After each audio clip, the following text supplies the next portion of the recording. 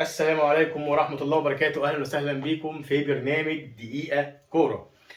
النهارده هنحلل مباراة الأهلي وفاركو. الأهلي طبعا ظهر بطريقة كده يعني الطريقة المعتادة ليه اللي هي 4 2 3 1، ولكن هو بغض النظر الطريقة اللي كان بيلعب بيها، ولكن كيف تنفذ الطريقة وإيه الأدوات والكواليتي اللي بتتنفذ بيها الطريقة.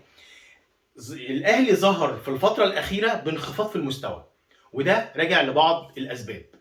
اول حاجه فكره ان الاهلي كان بيلعب بطريقه الاول بيضغط من الامام. طبعا هي عايزه شرح وعايزه سبوره، وان شاء الله في الفتره اللي جايه ان شاء الله هنعمل الموضوع ده وهنحلل تحليل دقيق بالتفاصيل.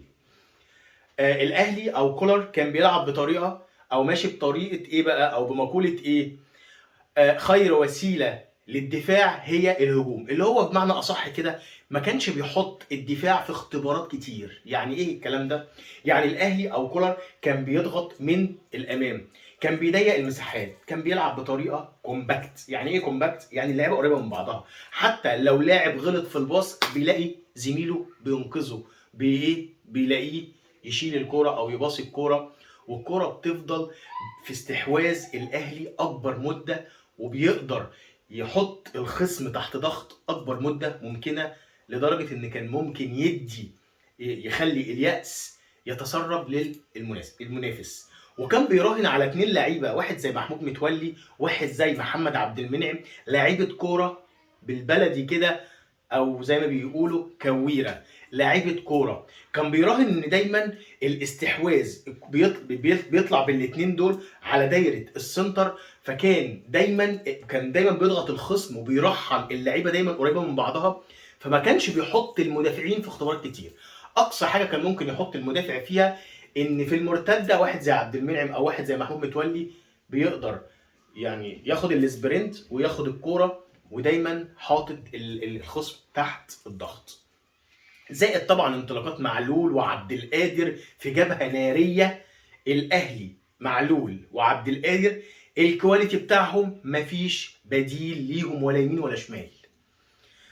زائد واحد زي كريم فؤاد كان بيديله المساحه، يعني الراجل كان بيتاخر، كريم فؤاد كان بيدي دايما مساحه، بيسقط لنص الملعب، بيدي المساحه لقدام انه يطمع المدافع انه طبعا راجع، والكره بتتلعب في ظهر المدافع، يقدر كريم فؤاد بانطلاقاته ينطلق ويخترق الدفاع. فكره بركات زمان، محمد بركات الزئبقي.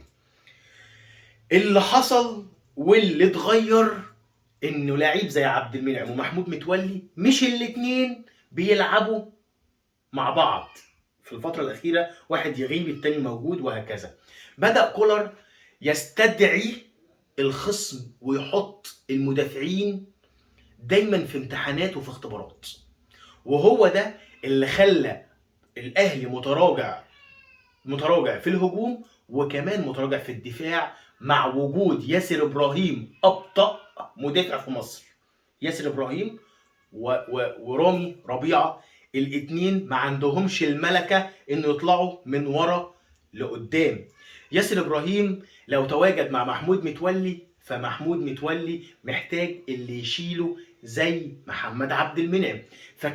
فكانت كل ميزه مدافع الاثنين شايلين بعض، انما ياسر ابراهيم محتاج اللي يشيله، ومحمود متولي محتاج اللي يشيله، مش قائد للدفاع. انما في وجود محمد عبد المنعم الوضع مختلف.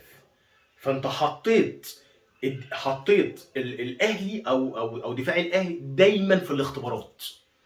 كان ايه بقى بيحصل؟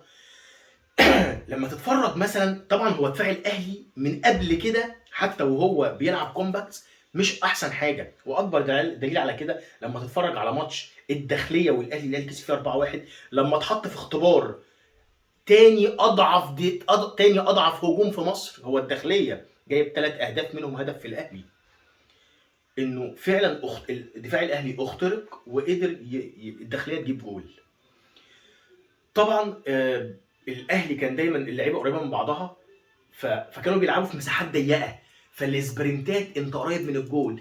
فكره ليفربول لما كان الكره بتتقطع من مكان فبيضغطوا من نفس المكان ويستخلصوها، فما بيحتاجوش البدني او ما بيحتاجوش مجهود كبير انه يستخلصوا الكوره.